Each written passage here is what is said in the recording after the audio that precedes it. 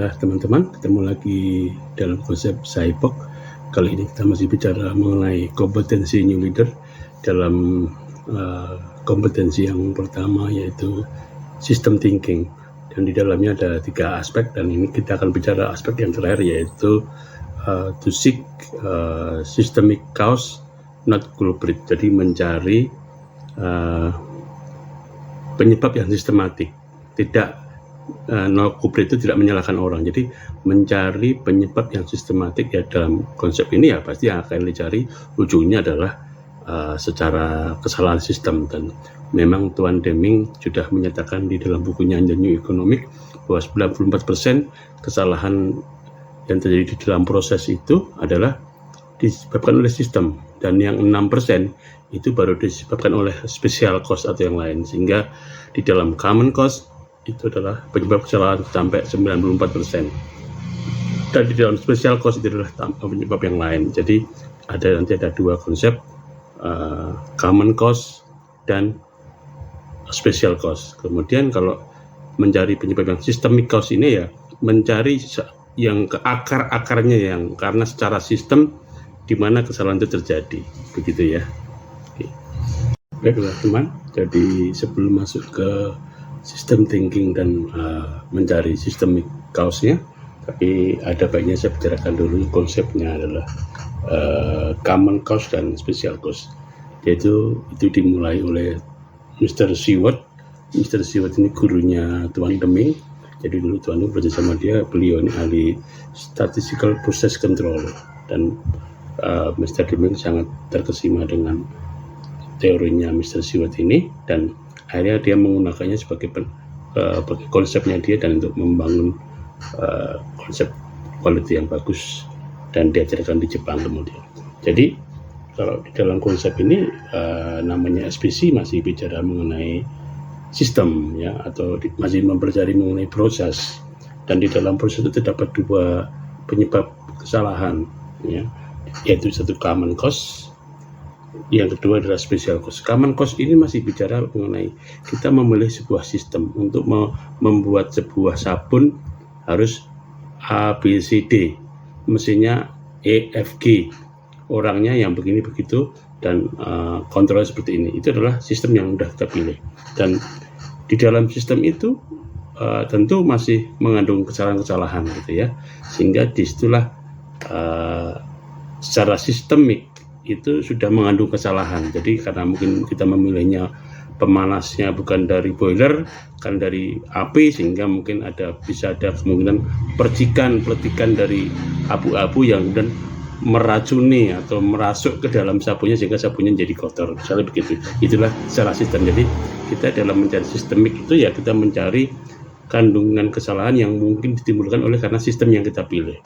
Kalau special cause ya ada hal lain, misalnya biasanya sabunnya pakai deterjen yang A gitu, tapi karena deterjen A-nya habis, kemudian suppliernya lagi habis, tapi kita harus produksi terus, kita berganti yang A1. Ternyata setelah dicampur dengan deterjen yang A1 kok hasilnya kurang bagus, sehingga itu adalah special cause saja. Kalau secara sistem menggunakan yang A, tapi karena kita menggunakan yang A1, jadi secara sistem sudah mengandung kesalahan di situ. Itulah special cause, begitu. Baik, berikutnya masuk ke dalam tadi sistem ya. Jadi di dalam teorinya Mr. Deming ini masih bicara mengenai sistem atau proses. Dan kalau di statistik dikelompokkan masih ke dalam sampel gitu ya. Jadi bukan populasi. Kalau mungkin teman-teman sudah sering mendengar nanti ada standar deviasi, ya kan? Dan mungkin di hal lain misalnya kayak lean manufacturing, saya nggak tahu, tapi kalau jelas itu sudah bicara mengenai capability atau pengukuran CPK gitu, itu sudah pengukuran kemampuan, capability. Tapi dalam sistem yang Tuan Deming ini kita masih menggunakan SPC yang dalam konteks adalah sampel, ya. Jadi di dalam Tuan Deming kita masih bisa akan tahu, kita bicara dulu mengenai stability. Stability adalah nanti ya bagaimana penyebaran dari sistem yang kita beli, bagaimana hasil yang dihasilkan, datanya seperti apa. Itu kalau datanya sudah cukup bagus, stabil gitu, itu baru dinamakan stability, ya. Bukan kemampuan kemampuan prosesku seperti apa, itu nanti hal lain itu ya, itu nanti di Six Sigma atau di Lean mungkin ya, tapi dalam konteks ini saya akan bicara stability ya. Stability bicara mengenai probabilitas atau ini ya, kita masih ngomong normal distribution. Di dalam normal distribution ada dua buah parameter, yaitu satu parameternya location, yang kedua parameternya adalah dispersionnya, penyebarannya. Location-nya adalah ya mean-nya yang dipakai, nilai rata-rata, average dari data yang kita punya, kita ambil nilai ratanya, itulah lokasi kita itu ada di mana, gitu, ada di situ, gitu ya. Kemudian kalau bicara mengenai penyebarannya, seberapa jauh rentang penyebaran datanya, itu bicara mengenai dispersion, kita akan menggunakan standar deviasi ya. Jadi di location kita bicara mean, lokasi kita bicara mean atau average dari data yang kita punya, parameternya ya. Kemudian di dispersionnya itu kita bicara masih menggunakan standar deviasi ya. Jadi kita belum ngomong mengenai yang capability, nanti dulu ya kita berbicara mengenai itu. Kemudian bicara tadi distribusi normal ya, seandainya kita itu melakukan pengukuran, misalnya pengukuran adalah keasaman dari sabun, misalnya kalau ini ngomong sabun, itu seharusnya misalnya keasaman itu pH-nya 7 ya, keasaman itu standarnya misalnya dibikin pH-nya 5 gitu ya, pH-nya 5 plus minus berapa nanti itu bicara mengenai spesifikasi. Tapi kalau kita ngomong spesifikasi itu sudah ngomong kemampuan prosesku tadi yang aku bilang CPK tadi ya, atau capability. Tapi dalam konteks ini karena kita masih statistik aja, SPC, nanti dari data yang kita punya kita nanti akan bisa menentukan mana UCL kita, LCL kita, lower control limit ya, bukan spesifikasi limit, bukan. Kalau ngomong spesifikasi limit itu sudah ngomong CPK. Tapi kalau dalam proses statistik nanti ngomong control limit, itu dari hasil perhitungan data kita ya. Jadi data yang pertama pembagiannya misalnya ngukur ada di sini, ngukur ada di, misalnya ini 5 gitu ya, ini kan maunya 5, ngukur ada 4,9, oh di sini 4,8 di sini, oh 4,9 terus sini, oh ada 5,1, 5.1, 5.2 dan terus penyebar, dan di kemudian semua data kita kumpulkan dan kita taruhkan di sini, misalnya yang 3 ada sedikit, 3,1 ada nambah 3 sekian, itu jadi seperti ini ya. Dari sini kemudian kita akan bagikan ke dalam ini. Satu ini adalah satu standar deviasi, yang ke sini satu standar deviasi di atas rata-rata adalah ini, dan satu deviasi di bawah rata-rata adalah sini. Berapa banyak data yang ada satu deviasi dari rata-rata dan satu deviasi di bawah rata-rata, datanya akan bicara 68 somewhat gitu. Ada beberapa 68, sekian gitu. Itu secara rumus ya akan ditemukan seperti ini. Kemudian yang akan data yang jatuh di bawah 2 deviasi di atas rata-rata dan 2 deviasi, satu deviasi di atas ini, itu akan terdapat 95% dari data yang kita ukurkan tadi. Yang di atas, yang plus 3 secara deviasi dan 3 di bawah secara deviasi, itu akan ada 99 somewhat persentase. Jadi ini adalah standar normal distribution dari alam ya. Dan memang alam ini kata para statistician dengan data-data yang ada, memang alam ini cenderung pada normal distribution. IQ pun begitu ya. Di sini ada 100 tapi ada yang 105, ada 95. Kalau saya mungkin cuma 95 gitu ya, masih di bawah rata-rata gitu ya. Itu seperti itulah. Kemudian dari hasil data ini tadi dimasukkan ke dalam rumus, kita akan bisa menghitung lower control limit, titik bawahnya ada di mana gitu ya. Kemudian kita bisa hitung upper control limit ya, ada di sini. Jadi kita sampel. Jadi kalau data penyebaran kita itu ternyata masih jauh di dalam atau di atas dari lower control limit dan masih di bawah upper control limit, berarti dikatakan data kita ini stable gitu. Nah, tinggal nanti stable ya, sekali ukur begini, besok lagi diukur beginilah. Kalau stabilnya terus menerus, berarti itu sudah stable secara kontinu begitu. Jadi stable adalah di dalam rentang dari LCL sampai UCL, itu stable, begitu ya. Kemudian ini tambahan saja. Jadi misalnya tadi kalau ini sebuah bidang sasaran panah begitu ya. Ini adalah kalau ini targetnya adalah tadi di 5, pH 5 misalnya targetnya. Tapi kadang-kadang begitu saya ukur ada di 5,1, ada di 4,9 dan sebagainya ya kan. Ada penyebarannya tembakannya ada di sini, hasil pengukurannya ada di sini gitu ya. Ini adalah gambarannya. Dan kalau kita bagikan ke sana ya kan, itu menjadi seperti ini.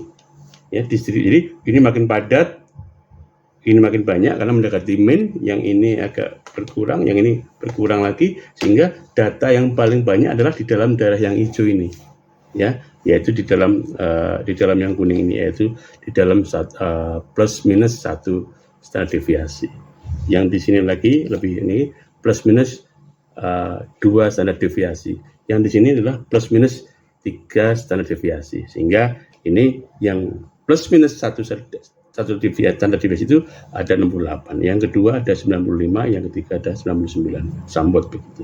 Ini adalah low control limitnya ada di sini, ini upper control ada di sini. Ini dan ini adalah hasil perhitungan dari data yang kita dapatkan. Jadi ini sudah juga menggambarkan kemampuan prosesku. Karena ini adalah perhitungan statistik secara rumus, berarti saya tahu kalau aku ada di bawah sini, berarti saya masih common costku masih bagus, masih stable. Tapi kalau ada yang keluar dari sini, misalnya agak geser sini, berarti sudah ada secara kestabilan prosesku belum bagus. Jadi kita masih hanya bicara sampel ya, proses. Jadi masih normal distribusi. Kita belum ngomong populasi ya, ingat itu. Oke, terima kasih. Dan berikutnya ya, di sini ada data yang seperti ini. Ini adalah minnya yang ingin dicapai atau pH 5 tadi ada di sini misalnya ya. Yang ini juga sama gitu ya. Jadi yang di sini pH-nya ingin dicapai adalah 5 di tengah ini, 5. Tapi yang di sini mungkin pH-nya ternyata begitu didistribusikan ternyata adalah 4,9. Yang di sini pH-nya ternyata dari distribusi datanya ternyata didapatkan adalah 6,1. Yang di sini pH-nya 5,1, tetapi bentangannya masih jauh karena ada data yang sampai di 2, ada yang sampai 8 begitu yang di sini ya. Tapi yang di sini itu 2,5, bukan, ini mungkin 4 sampai 6 gitu ya. Tapi ini udah terlalu jauh rentangannya. Jadi ini dibilang belum stable atau unstable yang ini ya. Yang ini unstable. Kemudian kalau yang ini selalu distribusinya selalu di dalam 5 plus minus 1 misalnya gitu ya. 4 sampai 6 gitu ya, rata-ratanya 5. 4 sampai 6 rata-rata 5. 4 sampai 6 rata-rata misalnya begitu ya. Dan itu ternyata di dalam tiap hari diukur seperti ini jadinya, sehingga ini bisa dibilang proses saya adalah stable ya. Yang di sini ya sudah mengandung capable ya. Misalnya ini masih datanya ini gambarnya masuk tengah gitu ya, masukku tengah gitu ya. Memang rata-ratanya masih 5, tapi spreadnya kadang-kadang agak luas menyebar. Ini rata-rata 5, rata-rata 5, bukan kadang-kadang melebar lagi, kadang-kadang agak lebih mengecil atau membesar gitu ya, tapi secara rata-rata masih 5, tapi hanya ini. Nah, ini yang dibilang sebenarnya secara sistem stabil, dia rata-ratanya 5, hanya mungkin keakurasinya kurang gitu ya. Tetapi karena ada keakurasinya kurang, kadang-kadang ada dispersi tadi, itu belum bisa bilang uncapable. Stable karena rata-ratanya adalah 5 terus, dan kadang-kadang bagus kecil kisarannya, tapi di sini kadang terlalu besar sehingga stable di rata-rata 5, tetapi uncapable kadang-kadang melebar ya, kadang mengecil lagi, kadang melebar, kadang mengecil lagi. Itu yang dibilang belum stable 5 gitu, tapi stable tapi uncapable ya. Jadi itulah maksudnya. Baiklah, kita masuk ke dalam bagaimana mencari systemic causes atau penyebab yang paling mendasar, yang paling sistemik gitu, yang paling terkandung di dalam sistem. Itu ada beberapa tools yang kita bisa gunakan. Yang pertama adalah tools cause and effect diagram atau dikenal dengan diagram Ishikawa gitu. Itu termasuk dalam 7QC tool untuk lapangan atau Gemba atau shop floor. Kemudian yang berikutnya ada affinity diagram. Itu adalah tools untuk 7QC tool untuk manajemen biasanya. Dan yang terakhir pragmatis dari Mr. Sakichi Toyoda, pendiri Toyota, yaitu dengan mempertanyakan 5 why 5. Jadi menanyakan why sampai 5 kali, atau intinya sampai ketemu ke dasar permasalahan. Kemudian sebagai contoh, ini masalah yang terjadi adalah terdapat genangan oli di lapangan, di bawah mesin gitu. Itu masalah yang akan kita pecahkan sampai ke sistemik problemnya. Kita mulai 5W-nya. Pertama, mengapa ada genangan oli di bawah mesin? Jawabnya adalah karena mesinnya bocor. Kenapa mesinnya bocor? Karena gasketnya sudah mulai tidak bagus. Kenapa gasketnya tidak bagus? Karena kita membeli gasket dengan mutu material yang agak rendah, begitu. Yang sampai di sini dulu. Kita teruskan.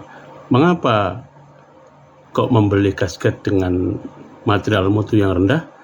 Karena kita sudah ada deal dengan bagian pembelian mengenai material yang mutunya rendah tadi. Kenapa kok membeli material yang dengan mutunya rendah?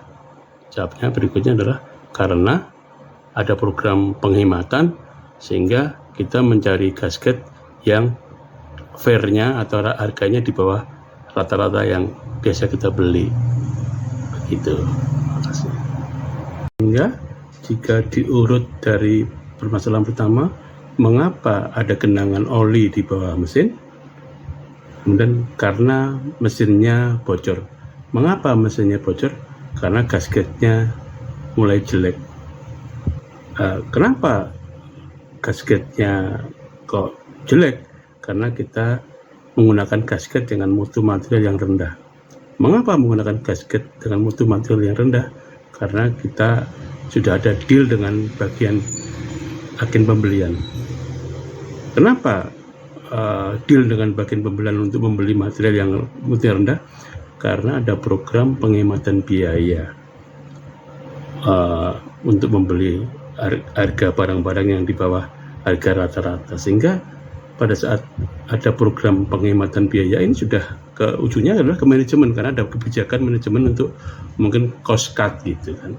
Tapi mungkin dalam konteks ini dengan cost cut, mungkin harga gasket berapa, mungkin bisa menghemat berapa rupiah saja, tetapi kemudian menimbulkan hal yang lain toh. Seandainya olinya bocor, kalau sampai nggak ketahuan atau misalnya dicuekin aja yang operatornya, olinya bocor, ya lama-lama mesinnya pecah gitu kan, sehingga bisa menimbulkan yang lain. Sehingga inilah policy. Jadi kita mencari akar permasalahannya sampai kemudian ketemu akar permasalahannya adalah di policy, kebijakan untuk menghemat, tapi kemudian salah kaprah dalam konteks mencari harga yang lebih murah dengan mutu material lebih murah. Ya akhirnya terjadilah masalah ini. Bukan di tempat yang lain, misalnya dengan sampah dihilangkan atau apa, tapi itu kan memang itu adalah improvement. Jadi inilah kadang-kadang berpikir yang simplistik, yang mudah saja, yang diambil mudah saja, tetapi kemudian bisa membahayakan di tempat-tempat yang lain. Begitu ya konteksnya. Terima kasih.